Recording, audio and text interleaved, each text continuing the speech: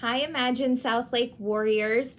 We are so excited to embark on our journey of reading this year with Ronald Dahl's Charlie and the Chocolate Factory. It's also illustrated by Quentin Blake. So let's begin the fun. Chapter 1. Here comes Charlie. These two very old people are the father and mother of Mr. Bucket. Their names are Grandpa Joe and Grandma Josephine.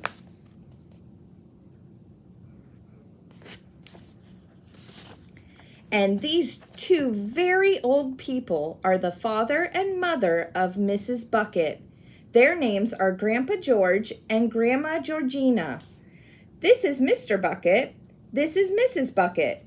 Mr. and Mrs. Bucket have a small boy whose name is Charlie Bucket. This is Charlie.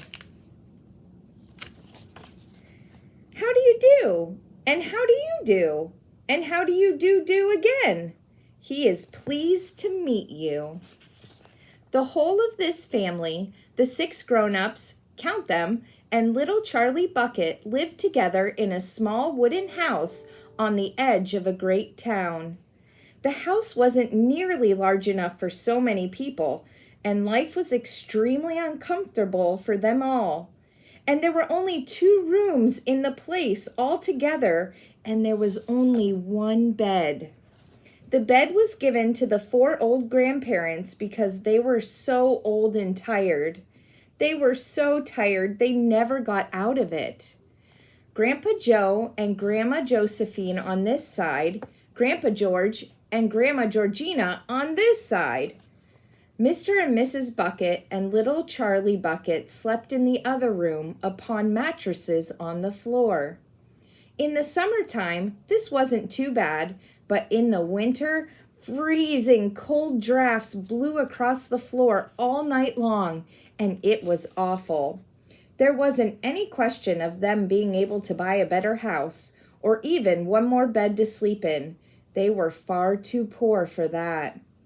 Mr. Bucket was the only person in the family with a job. He worked in a toothpaste factory where he sat all day long at a bench and screwed the little caps onto the tops of the tubes of toothpaste after the tubes had been filled.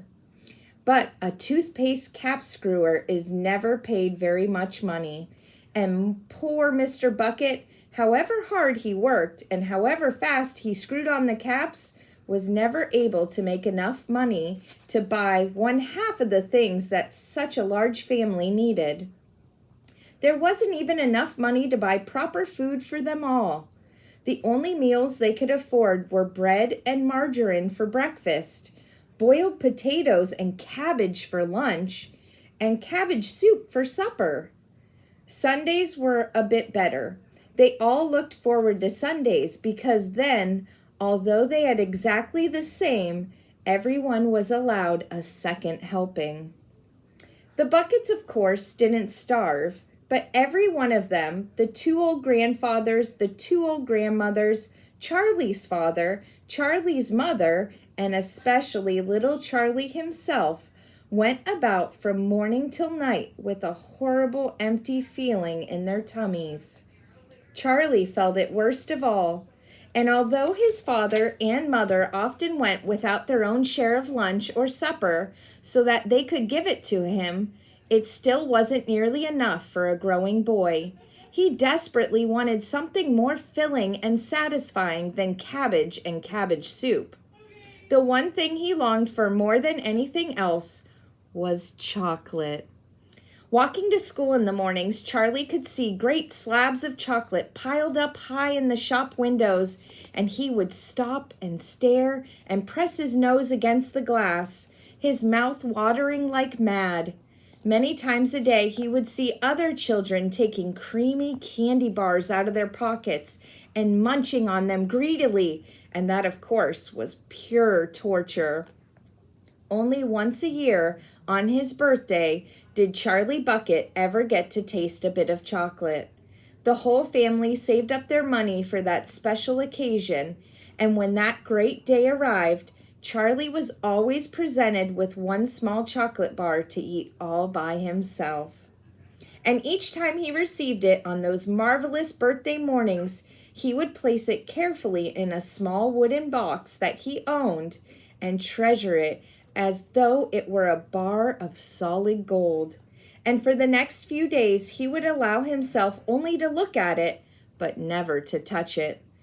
Then at last, when he could not stand it any longer, he would peel back a tiny bit of the paper wrapping at one corner to expose a tiny bit of chocolate, and then he would take a tiny little nibble, just enough to allow the lovely sweet taste to spread out slowly over his tongue.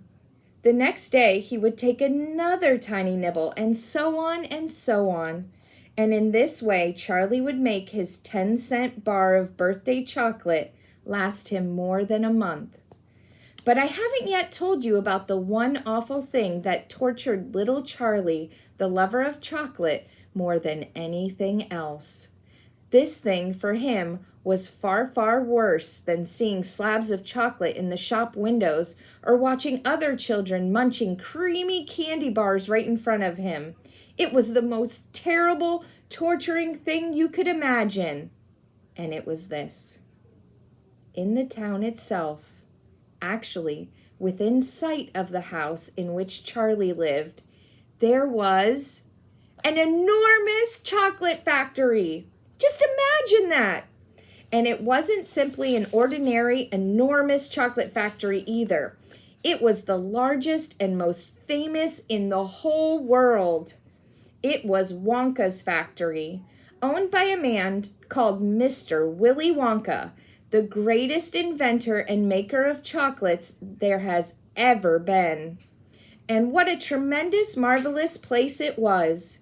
It had huge iron gates leading into it and a high wall surrounding it, and smoke belching from its chimneys, and strange whizzing sounds coming from deep inside it.